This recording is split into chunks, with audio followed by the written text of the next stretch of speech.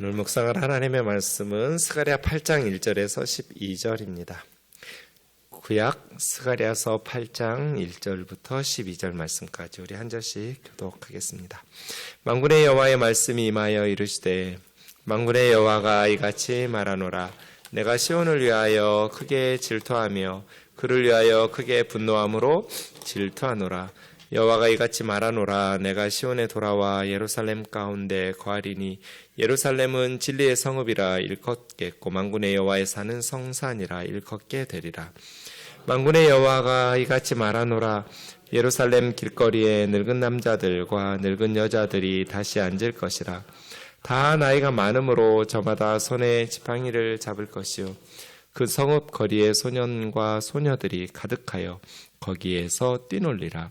만군의 여호와가 이같이 말하노라. 이 일이 그날의 남은 백성의 눈에는 기이하려니와 내 눈에야 어찌 기이하겠느냐. 만군의 여호와의 말이니라. 만군의 여호와가 이같이 말하노라. 보라, 내가 내 백성을 해 뜨는 땅과 해 지는 땅에서부터 구원하여 내고 인도하여다가 예루살렘 가운데 거주하게 하리니 그들은 내 백성이 되고 나는 진리와 공의로 그들의 하나님이 되리라. 만군의 여호와가 이같이 말하노라. 만군의 여호와의 집 곧 성전을 건축하려고 그 지대를 쌓던 날에 있었던 선지자들의 입의 말을 이날에 듣는 너희는 손을 견고히 할지어다. 이날 이전에는 사람도 싹쓸 얻지 못하였고 짐승도 싹쓸 받지 못하였으며 사람이 원수로 말미암아 평안히 출입하지 못하였으나 내가 모든 사람을 서로 풀어주게 하였느니라. 만군의 여호와의 말씀이니라. 이제는 내가 이 남은 백성 대하기를 옛날과 같이 아니할 것인즉 곧 평강의 씨앗을 얻을 것이라. 포도나무가 열매를 맺으며 산이 산풀을 내며 하늘은 이슬을 내리리니 내가 이 남은 백성으로 이 모든 것을 누리게 하리라. 아멘. 우리 스가랴서를 금요일 밤마다 묵상하고 있습니다. 스가랴서에는 9개 환상 후에 7장과 8장의 교훈이 나옵니다. 오늘 본문 8장인데요. 사실은 오늘 본문은 앞선 7장에 하나님의 백성들이 하나님께 던진 질문이 하나 있었거든요. 그래서 베델 사람들의 질문에 대한 하나님의 대답이 있었고요. 그 하나님의 대답의 연속입니다. 그러니까 오늘 본문을 그렇게 파악하시려면 앞에 7장의 내용들을 좀 다시 상기시켜야 됩니다.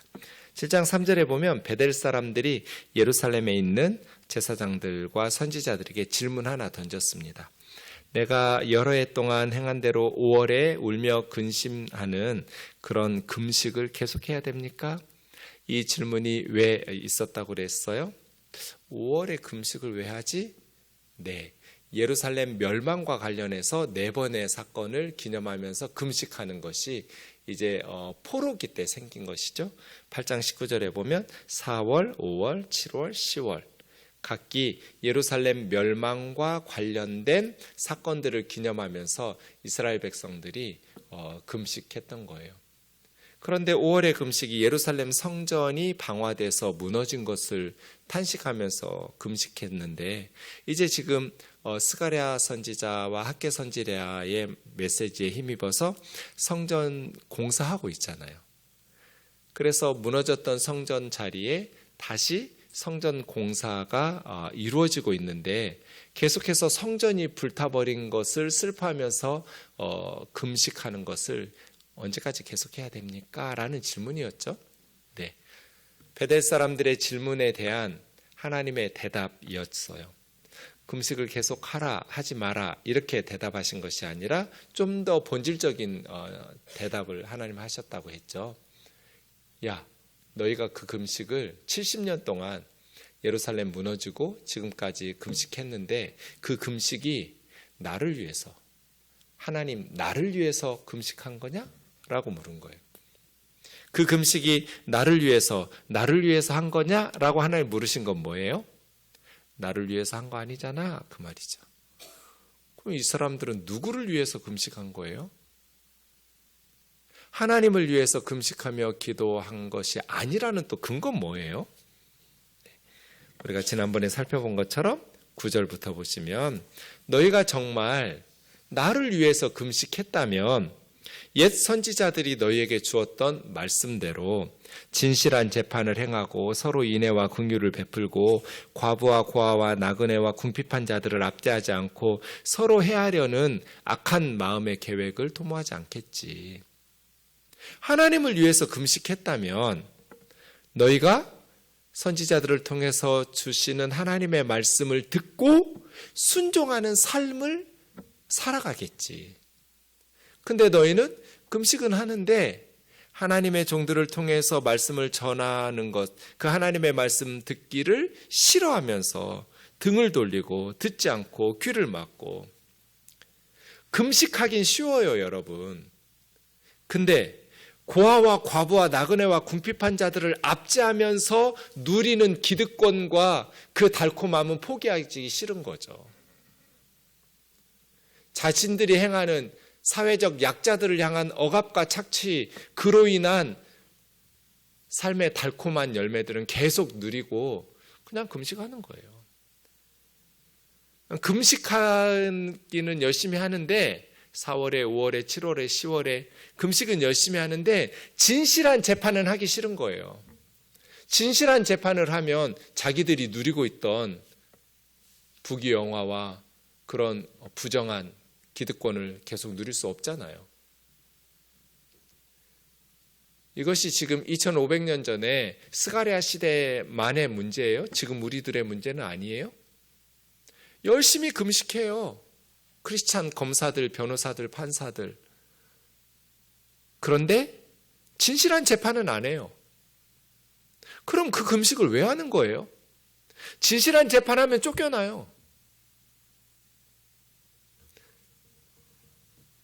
인애와 긍휼을 베풀고 과부와 고아와 나그네 궁핍한 자를 압제하지 않고 비정규직 노동자들, 외국인 노동자들 압제하지 않고 못된 꾀에 머리 굴려가지고 힘없는 사람들 착취하는 그런 서로 해하려는 마음의 도모, 이런 것들을 뜯어 고치기 위해서 금식해야 되는 거 아니에요? 그래서 하나님 물으시는 거예요. 너희 금식 왜 하냐? 누구를 위해서 금식하냐? 그 금식이 정말 나를 위한 금식이 맞냐? 나 위해서 금식하고 있는 거냐? 하나님 말씀은 들으려고도 하지 않고. 왜요? 하나님 말씀대로 살려면 너무 힘들거든요. 자기들이 누리고 있던 기득권들을 다 내려놓아야 되고 정직하게 포기해야 돼요. 그럼 이제 자기가 좀 더 힘들게 일하면서 자기가 힘들게 살아야 되거든요. 그러니까 등을 돌려요. 귀를 막아요. 마음을 금강석 같게 단단하게 해요. 안 들을 거야, 하나님 말씀을. 그래서 하나님께서 예루살렘을 불지르시고 성전도 불태우시고 이깟 예배는 뭐하러 드리냐. 이게 무슨 하나님의 백성의 삶이냐 하고 바벨론의 군대를 끌어들여서 하나님 말씀 들으려는 마음이 없으니까, 마음이 금강석같이 단단하게 굳어져 있으니까 그 금강석 같은 마음을 깨버리려면 작은 진노는 안 되잖아요. 성전 정도는 불태우고 왕 정도는 두 눈 뽑아가지고 쇠사슬로 끌고 가고 왕자들 정도는 아버지 왕 앞에서 보는 데서 다 죽여야 마음의 금강석이 깨질 거잖아요. 그래서 나라 망했다는 거예요. 큰 진노가 임해서. 무서운 말씀이죠. 선지자들의 메시지는 간담이 서늘해요. 봐주는 게 없어요. 하나님은 하나님의 백성들이 하나님의 말씀 듣기를 싫어하고 하나님의 말씀에 순종하기는 싫어하면서 열심히 금식하고 설교하고 기도하고 헌금하고 봉사하고 그런 거 안 속아요. 그거 나 위해서 한 거 맞냐? 정말 나를 위해서 너희가 금식했었냐? 라고 물으시는 거죠. 정리해보면 금식을 왜 해요? 하나님께서 기뻐하시는 삶을 위해서 금식하는, 그게 하나님을 위한 금식이잖아요. 그럼 금식은 말씀에 순종하는 삶으로, 말씀에 순종하는 경건하고 거룩한 삶으로 나타나야 하나님을 위해서 금식한 거죠. 제대로 금식한 거예요. 말씀드렸지만 우리가 기도해서 하나님을 뜯어 고칠 일은 없어요. 금식해서 하나님을 설득시켜가지고 내가 원하는 거 얻어내는 게 금식과 기도가 아니에요. 하나님은 완전하신 분인데 하나님을 설득하고 뜯어 고칠 일이 뭐가 있어요? 그럼 금식은 왜 하고 기도는 왜 해요? 나를 고치는 거죠. 나를 뜯어 고쳐서 하나님의 뜻에 맞추면 복 달라고 안 해도 하나님께서 복을 주실 수밖에 없잖아요. 내가 하나님 기뻐하시는 삶을 살고 내가 하나님께서 원하시는 삶을 사는데 근데 그렇게 살자니 불안하고 두렵거든요.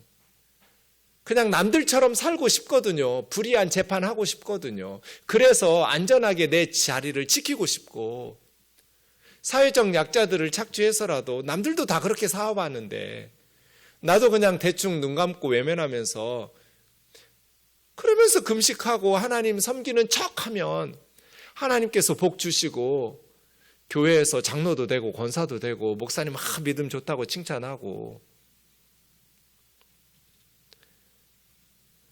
그런데 하나님은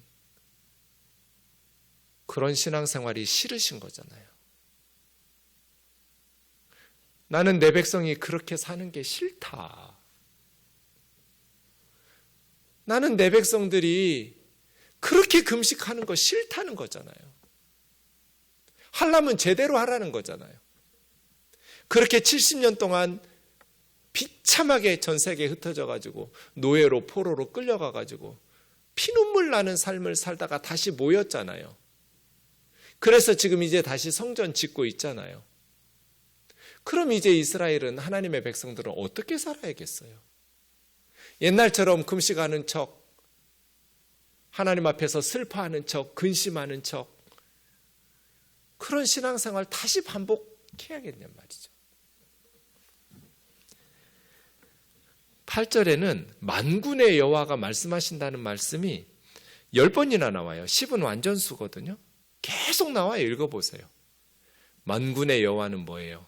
천만대군을 호령하시는 하나님, 반드시 말씀하신 것을 성취하시는 것을 강조할 때 만군의 여호와, 그분의 말씀이라고 강조하고 있거든요.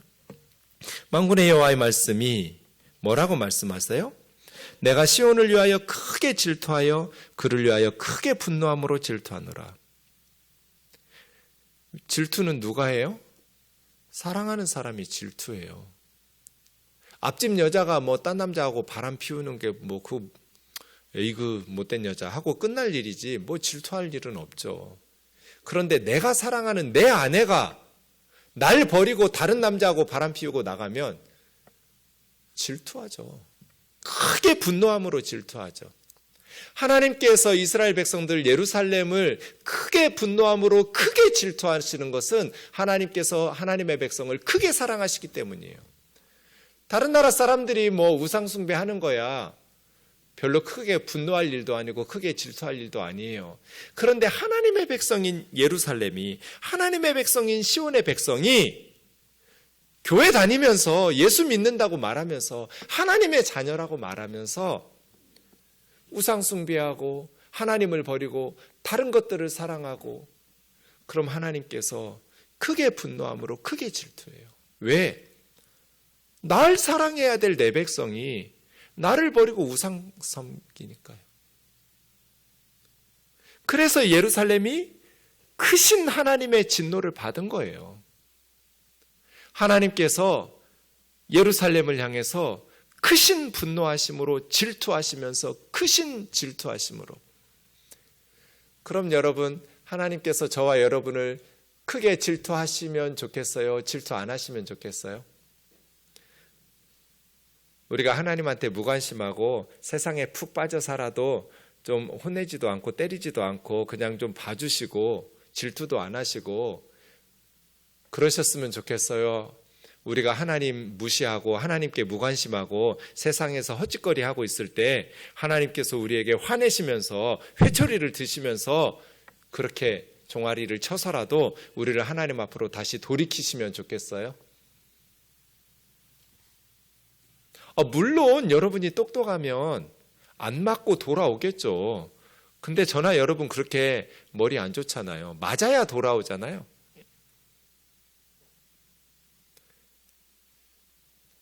지혜로운 사람은 말씀 듣고 회개하고 돌아와요. 그런데 어리석은 사람은 말씀 듣고 회개하고 돌아오지를 않아요. 맞고 나서 돌아와요. 하나님께 맞더라도 돌아와야죠. 우리가 죄 짓고 있는데 예배 대충 드리고 기도 적당히 하고 그냥 금식하는 신용하고 이런 식으로 신앙생활하면서 살고 있는데 하는 일이 잘 돼. 맞지도 않아. 그럼 하나님 우리 포기하신 거 아닌가? 더 불안하고 두려워야 되는 거 아니에요?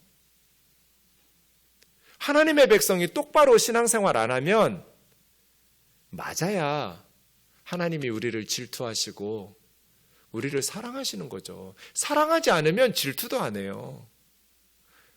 사랑하지 않는데 그 사람은 어떻게 살든지 질투할 일이 누가 있어요? 그런 사람은 없어요. 하나님께서 크게 질투하셨다. 크게 분노하셨다. 시온을 사랑하시겠네. 그래서 이스라엘이 70년 동안 나라 없는 서름을 당한 거예요. 근데 이제 하나님의 징계의 시간이 끝나고 다시 시온으로 돌아왔잖아요. 돌아와서 지금 성전 건축하고 있잖아요. 여기서 중요한 건 뭘까요, 여러분? 하나님의 백성들이 다시 조상들의 땅으로 돌아왔어요. 열방에 흩어졌던 이스라엘 사람들이 예루살렘으로 돌아왔어요. 이때 중요한 건 3절이에요. 여호와가 이같이 말하노라 내가 시온에 돌아와. 이스라엘 백성들만 돌아오면 뭐예요? 하나님이 돌아오셔야죠. 하나님의 백성과 함께 하나님께서 돌아오셔야 돼요. 우리도 마찬가지예요. 우리끼리 모여서 예배하면 무슨 의미가 있어요? 아무리 성전을 건축하든 많은 사람들이 모여서 하나님 찬양하든 금식하든 무슨 의미가 있어요?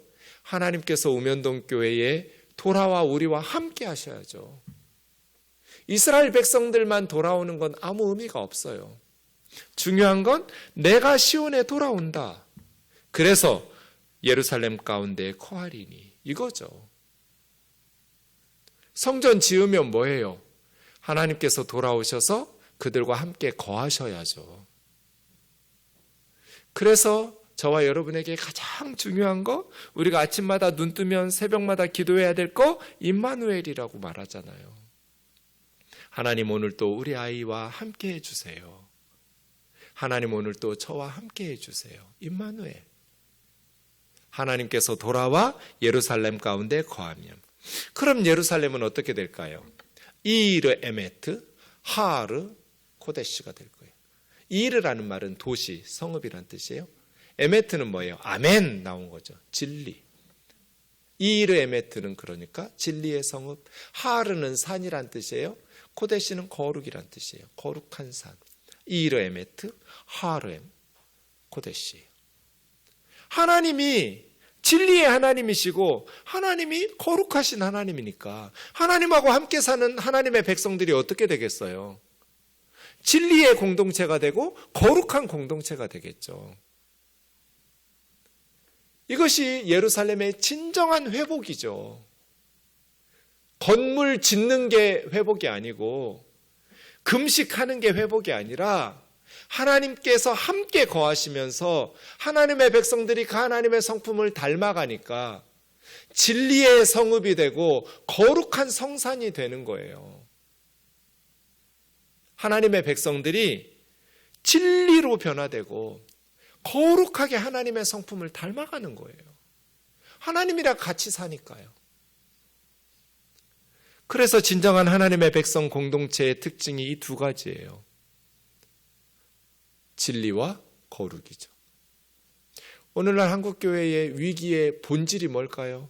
성도들이 숫자가 줄어드는 것일까요? 헌금이 줄어드는 것일까요? 진리와 거룩을 우리가 잃어버린 거 아니에요? 이것이 진정한 교회의 위기죠.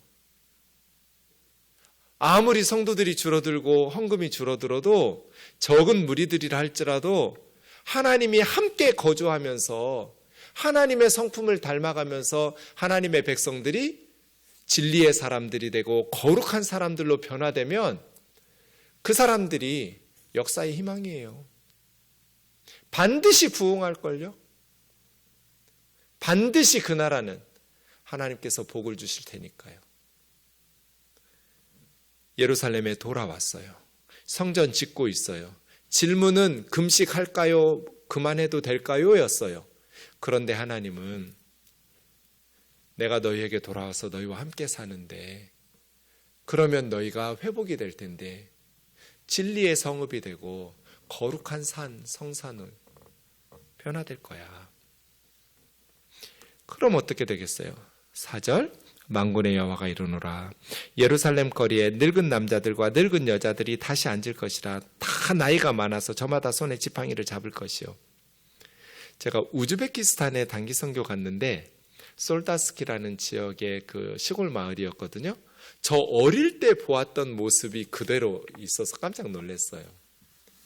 그 마을 입구에 갔더니 우리 까레이스키라고 부르는 그 동포들이 거기에 그 멍석 같은 거를 길바닥에 깔고, 뭐 포장도로 아니에요. 그냥 흙 길인데요. 그 마을 입구에 이렇게 멍석 같은 것을 깔아놓고 옆에 모깃불을 피워놓고 연기 나도록, 모기 물리지 않도록 하면서 비료푸대로 만든 부채로 부채질을 하고 있는 거예요. 딱 제가 어릴 때 시골에서 봤던 그 모습을 하고 우리 동포들이, 할머니 할아버지들이 거기서 얘기하고 있는 거예요. 그래서 얘기를 해봤더니 한국말을 잃어버리지 않고 의사소통이 되는데 북한 쪽에 억양 사투리 쓰시더라고요. 네, 공산주의 국가였으니까요. 구소련 시대에. 4절은 그런 뜻이에요. 예루살렘 거리에 늙은 남자들과 늙은 여자들이 거기에 다시 앉아서 서로 얘기하면서, 내 나이가 너무 많아가지고 지팡이가 없으면 걷기 힘드니까 다들 손에 지팡이를 잡고 와서 거기 앉아서 다시 담소를 나누고 얘기한다는 거예요. 이건 무슨 뜻이에요? 거리에 늙은 남자들과 늙은 여자들이 있다는 것은 평화롭다는 뜻이에요. 왜요? 전쟁이 있거나 기근이 있으면 젊었을 때 다 죽었을 테니까요. 늙기 전에 다 죽을 거잖아요. 전쟁 나거나 먹을 것이 없거나 기근이나 질병이 많으면. 근데 예루살렘 거리에 다시 노인들이 앉아서 담소 나누고 대화를 나누면서 살다라는 것은 평화로울 거라는 거예요. 그리고 성읍 거리에 소년들과 소녀들이 가득하면서 뛰어논다는 건 뭐예요? 평화롭다는 거예요. 다시는 전쟁이 없을 거야. 왜요? 내가 돌아와서 예루살렘에 함께 거할 테니까. 에스겔서나 선지서들에 보면 바벨론 군대가 예루살렘에 와서 멸망시키기 전에 선지자들의 환상을 봐요. 하나님께서 성전에서부터 동쪽을 향해서 떠나셨어요.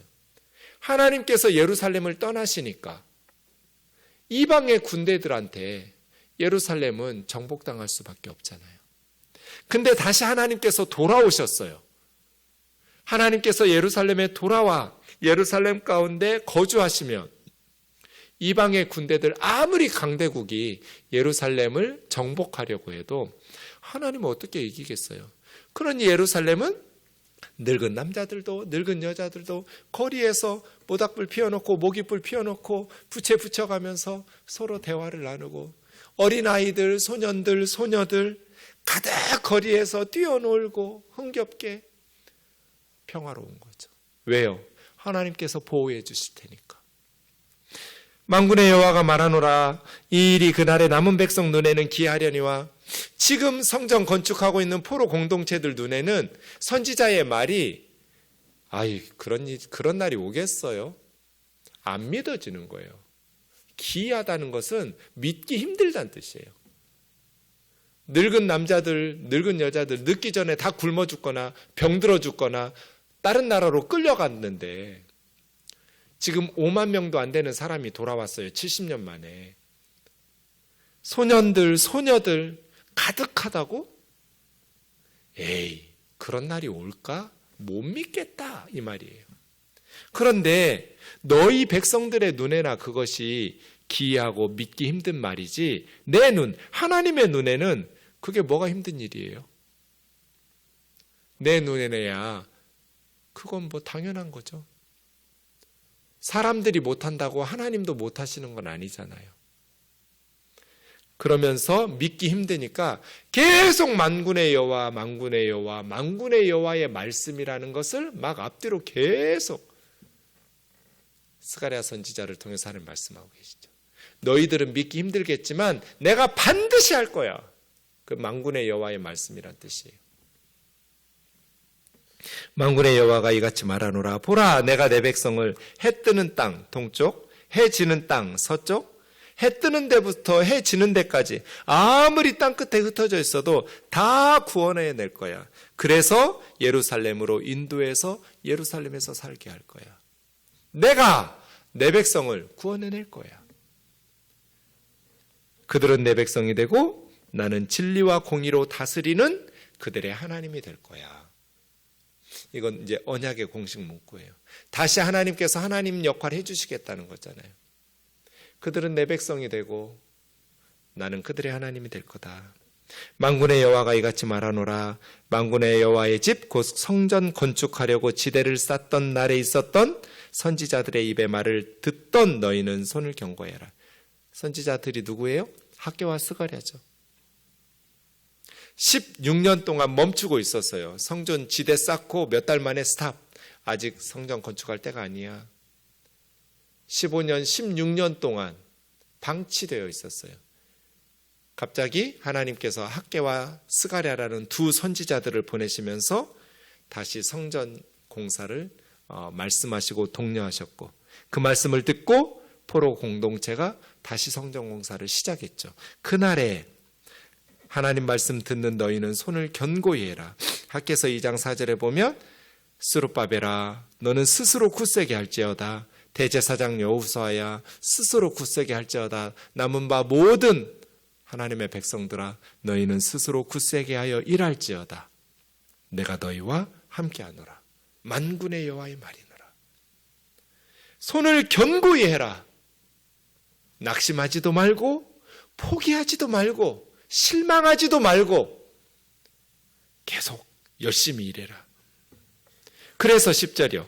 이날 이전에는 선지자들을 통해서 주셨던 말씀을 순종하여 성전 재건을 다시 시작하기 이전에 불순종하고 있었을 때에는 사람도 싹쓸었지 못하고 일은 했는데 월급을 못 받고 짐승들도 죽으라고 일했는데 그 몫을 싹쓸 받지 못하고 사람이 원수들, 외적인 원수들로 말미암아서 평안히 출입하면서 살 수가 없었어요. 계속 외적인 공격을 받았고 내적으로도 내가 모든 사람을 서로 풀어주게 하였느니라 이렇게 했는데 풀어준다 샬라흐라는 말을 뻗는다는 뜻이거든요.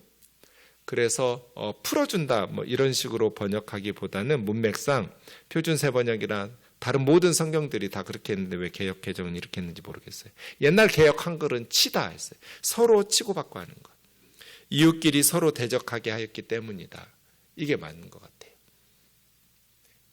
손을 뻗다 샬라흐거든요. 서로를 향해서 치고 그러니까 외적으로 원수들이 공격하니까 평화롭게 다닐 수도 없었고 내분이 일어나서 서로 치고받고 싸우니까 그날은 뭐예요? 선지자들을 통해서 주신 하나님의 말씀을 순종하기 전에 만군의 여호와의 말씀이니라. 그러나 이제는 너희가 순종하기 시작했으니 남은 백성 대하기를 내가 옛날처럼 하지 않을 것이고 평강의 씨앗을 너희가 얻을 거야. 포도나무도 열매를 맺고 땅이 산물을 내고 하늘은 이슬을 내려서 내가 이 백성에게 이 모든 것들을 누리게 할 거야. 그러니까 선지자들을 통해서 주신 말씀을 불순종할 때 마음을 금강석같이 해가지고 등 돌리고 귀를 막고 하나님의 말씀을 듣지 않을 거야 했을 때 하나님께서 큰 진노로 예루살렘을 향해서 질투하면서 쏟아 부으셨고 그들이 수고하여도 싹도 얻지 못하고 외적으로는 원수들의 공격과 내적으로는 갈등과 쌈박질만 충만해가지고 평화롭게 살 수가 없었지만 이제는 평강의 씨앗을 주어서 씨앗을 뿌리면 평화롭게 추수할 것이고 하늘은 이슬을 내리고 땅은 산물을 내면서 포도나무에서 곡식에서 그 모든 것들을 너희가 누리게 할 거야. 뭐 했기 때문에? 선지자들을 통한 하나님의 말씀에 순종했기 때문에. 학개서 보겠습니다. 1장 2절에서 9절 보시면 그때 포로우 공동체는 여호와의 전 건축할 시기가 아직 이르지 않았다고 그랬어요. 아직은 성전 건축할 때가 아니야. 돈도 없고 주변에 사마리아를 비롯한 주변 나라들이 협박하고 회방하고 있으니까요. 이 성전이 황폐했건을 너희가 이때 판벽한 집, 완벽한 것들을 갖춘 너희 집들은 그렇게 잘해놓고 살면서 성전은 그냥 지대도 쌓아놓지 않고 이렇게 폐허로 만들어 놓는 것이 옳으냐? 너희 행위를 살필지어다. 그래서 너희가 많이 뿌려도 수확이 적었고 먹어도 배부르지 못했고 마셔도 흡족하지 못했고 입어도 따뜻하지 못했고 일꾼이 싹스를 받아 넣어도 구멍 떨어진 지갑에 넣는 것처럼 쌓이지가 않고 다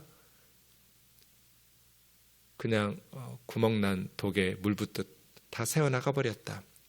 너희는 산에 올라가서 레바논에 가서 백향목 사다가 안 지어도 되니까 너희 주변에 있는 산들에 올라가서 너희 주변에 있는 화석류 나무나 감람나무나 종려나무나 그런 잡목들 삐뚤빼뚤 나무 가져다가 성전을 건축해라. 잡목 성전 지어라.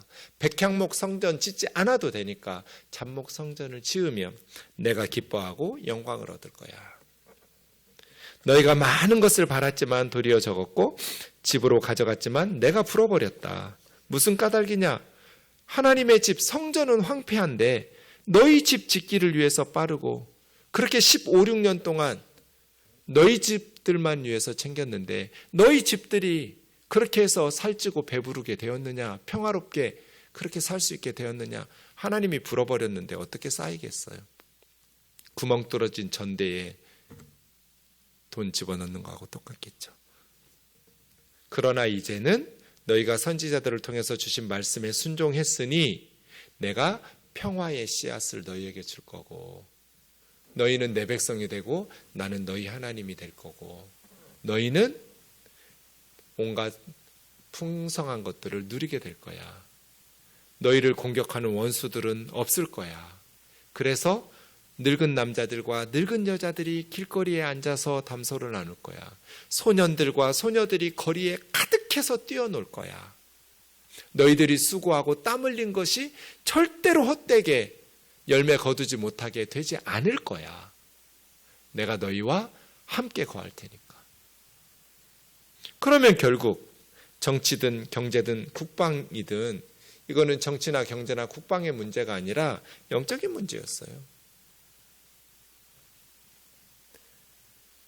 이 말씀을 들으면서 내가 지금 지어야 될 잡목 성전은 뭘까?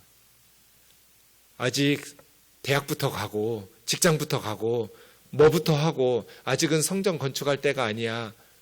나는 백향목을 레바논에서 사올 돈이 없으니까 그렇게 멈추고 있었지만 결국 그랬기 때문에 아무리 열심히 공부하고 아무리 열심히 돈 벌고 아무리 열심히 노력해도 스펙을 쌓아도 구멍 뚫어진 지갑에 돈 붓듯이 다 새어나가 버린 건 아닌가?